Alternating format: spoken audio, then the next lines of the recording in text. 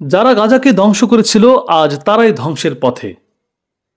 ইতিহাস হয়তো নীরব থাকে কিছুদিন, কিন্তু প্রতিশোধের ভাষা সে কখনো ভোলে না। আজ সেই ইতিহাসের পুনরাবৃত্তি যেন ধরা দিচ্ছে ইসরায়েলের আকাশে, মাঠে, শহরে, যেখানে দাবানলের আগুন থামছে না। প্রকৃতি যেন গজিয়ে উঠছে গাজা শিশুদের কান্না হয়ে।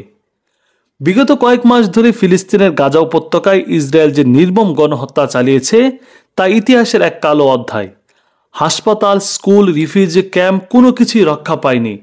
ধ্বংসস্তূপে পরিণত হয়েছে একটি সভ্য জাতির জীবনযাত্রা। অন্যদিকে ইসরায়েলের মিত্র আমেরিকা, যারা হাজার হাজার কোটি ডলার সহায়তা পাঠিয়ে গণহত্যাকে উৎসাহ দিয়েছে, আজ নিজেদের অভ্যন্তরে অসংখ্য বিক্ষোভ, আর্থিক সংকট, রাজনৈতিক বিভাজনে ভুগছে। পশ্চিমা রাষ্ট্রগুলোর মুখোশ আজ খুলে যাচ্ছে। নাগরিকরা রাস্তায় নেমে বলছে, এনাফ ইজ এনাফ, এই হত্যা থামাও।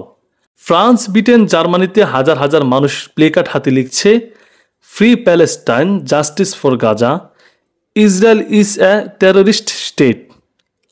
আর ইসরায়েল, সে চাইলেও আগুন থামাতে পারছে না, চাইলেও স্বস্তি আনতে পারছে না। বহু দেশ বিমান চলাচল বন্ধ করে দিচ্ছে, রপ্তানি বিপর্যস্ত, পর্যটন মুখ থুবড়ে পড়ছে। যারা গাজাকে ধ্বংসস্তূপ বানিয়েছিল আজ তাদের শহর জুড়ে ধোঁয়ার কুণ্ডলী। যারা শত শত শিশুকে ছিন্ন ভিন্ন করেছিল আজ তাদের শিশুদের ভয় আতঙ্কে কাঁপছে। এই দৃশ্য শুধু একটি বাস্তবতা নয়, এ এক নীরব বার্তা। আল্লাহ সব দেখছেন। ন্যায় বিচার হয়তো দেরি করে, কিন্তু ভোলে না। আজ গাজার মানুষ খেয়ে না খেয়ে বেঁচে থেকেও আকাশের দিকে তাকিয়ে বলছে, রব্বি হুয়া হাকামুল আদ।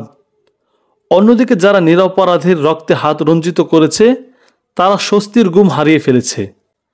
আজ যারা চুপ করেছিল, গাজার পক্ষে কিছু বলার সাহস না করে, তারা যেন এই আগুন দেখে বুঝে পৃথিবীর সবচেয়ে শক্তিশালী অস্ত্র নয়, সবচেয়ে বড় প্রতিরোধ হলো মাজলুমের কান্না ও দোয়া।